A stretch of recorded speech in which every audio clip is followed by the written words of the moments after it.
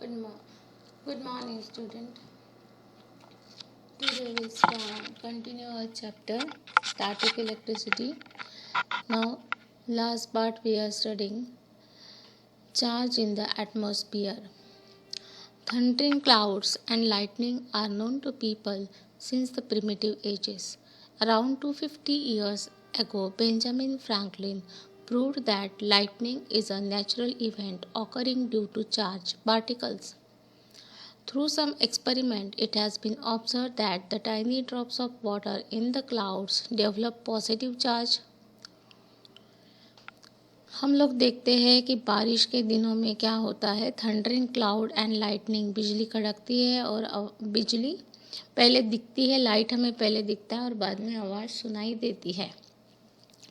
Around 250 years ago एक बहुत बड़ा एक एक्सपेरिमेंट है बेंजामिन फ्रैंकलिन ने किया था कि उन्होंने बताया था लाइटनिंग मतलब जो बिजली का कड़कना है ये एक नेचुरल इवेंट है और ये इसलिए होता है ड्यू टू चार्ज पार्टिकल्स. और वो एक्सपेरिमेंट उन्होंने उसमें किया था, उसमें प्रूव किया कि जो छोटे छोटे पानी के बूंदे होती है उनके ऊपर पॉजिटिव चार्ज डेवलप होता है. Bigger and heavier drop have negative charge और जो बड़े बड़े बूंद रहते हैं उनके ऊपर क्या है, नेगेटिव चार्ज रहता है. यहाँ पे आपको it is clearly visible which one have positive charge cloud. This one is positively charge cloud and this water droplet which are bigger having negative charge. Bigger and heavier drop have negative charge. Positively charged tiny drop due to their light weight move towards the upper part of the cloud. ये छोटे छोटे होने की वजह से हल्के होते हैं और ऊपर मूव होते हैं. With air and negatively charge drop move towards the lower part. और नेगेटिव चार्ज जो बड़े बड़े बूंदे रहते हैं वो ज़्यादा हेवी होने की वजह से नीचे मूव होते हैं और ये अपर मूव होते हैं और अपर पार्ट में मूव होते हैं मतलब ऊपर जाते हैं और ये बड़े बड़े पानी के बूंदे नीचे आती है. A charge of force of attraction exists between the opposite charges on the cloud. और जब ये दोनों पास से गुजरते हैं तब उनके इसमें अपोजिट चार्ज होने की वजह से फोर्स ऑफ अट्रैक्शन डेवलप होता है. But the air between cloud prevent the charge from coming closer and neutralise each other. But दोनों को मतलब पॉजिटिव और नेगेटिव चार्ज को पास में नहीं आने देने के लिए रीज़न है एयर, जो कि उन दोनों को पास में नहीं आने देती है. When the amount of charge is very large the electric insulation can break and in such situation electric charge can flow through air. But बहुत ज़्यादा चार्ज यदि फ्लो हो रहा है तो वो एयर को क्या करता है, that is acts as a insulator. दोनों के बीच का पर्दा बनी है वो क्या हो जाता है, टूट जाता है और क्या होता है, इलेक्ट्रिक चार्ज फ्लो होने लगता है through air. And when this happen the air gets heated to a very high temperature due to electrical energy and start luminescing. और उस वजह से क्या होता है, वो एयर का टेम्परेचर एकदम बहुत ज़्यादा बढ़ जाता है और उसमें क्या होता है, इलेक्ट्रिकल एनर्जी डेवलप होने की वजह से वो चमकने लगती है. This process is called electrical discharge और इसी को हम बोलते हैं electrical discharge. We see the luminescence of air in the form of lightning in the sky. और हमें ये स्काई यानी बादल, आकाश में हमें ये लाइटनिंग की तरह दिखता है. This sustains for a very short duration. और ये बहुत कम समय के लिए रहता है, बिजली कड़के जैसा जिसमें आवाज़ नहीं आता है बट वो क्या होता है, डिस्चार्ज होता है, electrical discharge. The cracking sound produced by the lightning discharge can be very intense and we hear it as a thundering cloud. और दोनों चार्ज जब आसपास आते हैं या सेम चार्ज रिपेल होते हैं, दैट टाइम जो साउंड प्रोड्यूस होता है उसी को हम क्या बोलते हैं, बिजली का कड़कना. Lightning discharge can be very intense and we hear it as a thundering cloud. Sometime at the time of lightning the discharge flows to the ground through tall trees, buildings और other structure and damages them. तो हम देखते हैं ये बिजली जिस पेड़ पे गिरती है या बिल्डिंग पे गिरती है तो उसको पूरी तरह से डैमेज कर देती है क्योंकि उसमें क्या होता है, charge electrical charge. When this happens, we say that lightning has struck. Lightning can hurt human beings and animals. Sometimes it even causes their death. कभी कभी ये इंसान पे गिरती है तो इंसान मर जाता है, या जानवरों पे गिरती है बिजली तो भी जानवर मर जाते हैं। In mountainous region lightning is more common than in plains. और पहाड़ी इलाकों में ये लाइटनिंग क्या है, बहुत आम बात है। What are the advantages of lightning. अब हमने बिजली कैसे कड़कती है उसको देखा और उसके डिसएडवांटेजेस को पढ़ा। अब इसके एडवांटेजेस क्या होते हैं, क्या बिजली कड़कने के कोई एडवांटेजेस भी हो सकते हैं? हाँ, चलिए इसको हम पढ़ते हैं। Many natural event occur eight the time of lightning.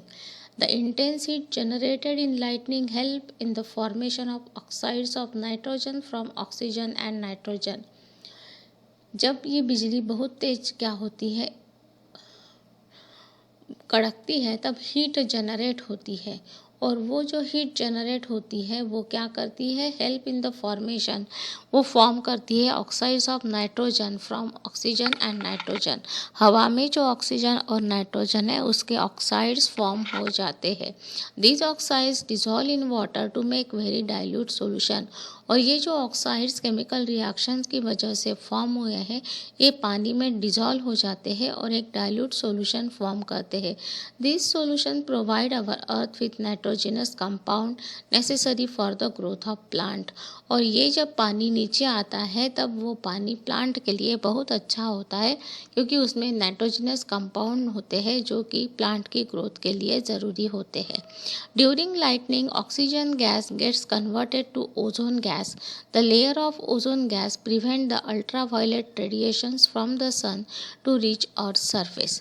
जब लाइटनिंग होती है तब ऑक्सीजन गैस जो होता है O2 कन्वर्ट हो जाता है O3 में और वो ओजोन लेयर जो है वो हमें बाद में क्या करती है, अल्ट्रावायलेट रेडिएशन जो सूरज की किरणें रहती है उनसे बचाती है, अर्थ सरफेस को सेव करती है। इस तरह से हमें लाइटनिंग से भी क्या होते हैं, बेनिफिट मिलते हैं।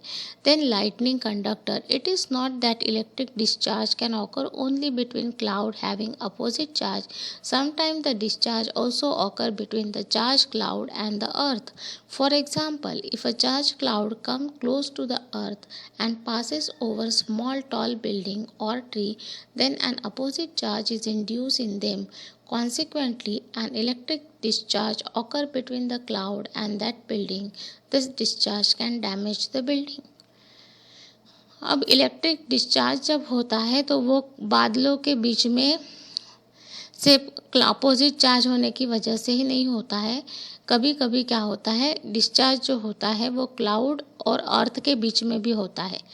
तो इफ़ अ चार्ज क्लाउड मतलब एक आध बादल जिसके ऊपर चार्ज है जब अर्थ के पास आ जाता है तो और किसी टॉल बिल्डिंग से गुजरता है तो वो उस बिल्डिंग को क्या करता है, उसके ऊपर भी चार्ज डेवलप करता है और उससे वो जब क्या होता है, डिस्चार्ज होने लगता है, नीचे आता है तो क्या कर देता है, उस बिल्डिंग को डैमेज कर देता है। वो जो चार्ज डिस्चार्ज होने लगता है तब उस बिल्डिंग को वो क्या कर देता है, डैमेज कर देता है। In this way we have completed this chapter. अब हम इसका थोड़ा सा पार्ट कैसे प्रिवेंट करते हैं। To prevent tall building from getting struck by lightning conductors are use. इसलिए जब भी बिजली कड़कती है तो हमारे घरों को बचाने के लिए घर के ऊपर एक लाइटनिंग कंडक्टर लगा हुआ रहता है। This conductor consist of a thick and flat metallic rod with upper and shape like a Trident. और ये कैसे रहता है, एक मेटालिक रॉड रहता है, लोहे का बहुत बड़ा ऐसे रॉड, और जिसके ऊपर ट्राइडेंट जैसा रहता है। ये आपने देखा होगा, ये देखो यहाँ पे दिखाया दिया, अच्छे से दिख रहा है।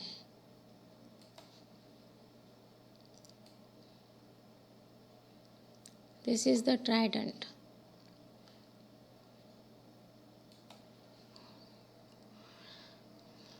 This conductor is fixed at the highest point of the building and the lower end of the rod is connected with the copper plate buried deep inside the ground. और उसकी लोअर एंड में क्या रहता है, copper plate रहती है जो कि नीचे में रहती है ज़मीन के अंदर। When charged cloud pass over the building then the large opposite charge is produced in the upper part of the conductor by induction, and at this time an electric discharge takes place between the cloud and the lightning conductor. The whole charge goes to the ground through the rod and there is no damage to the building. जब भी वो cloud, charge वाला cloud जब उस Trident से टकराता है तब वो चार्ज उसके ऊपर इंड्यूस करता है अपोजिट चार्ज, और वो चार्ज फिर धीरे से नीचे आता है उस मेटालिक रॉड के थ्रू, और नीचे कॉपर प्लेट रहती है वहाँ पे वो डिस्चार्ज हो जाता है। इस तरह से हमारा मकान या डैमेज क्या हो जाती है, डैमेज होने से बच जाती है। Chapter we have completed.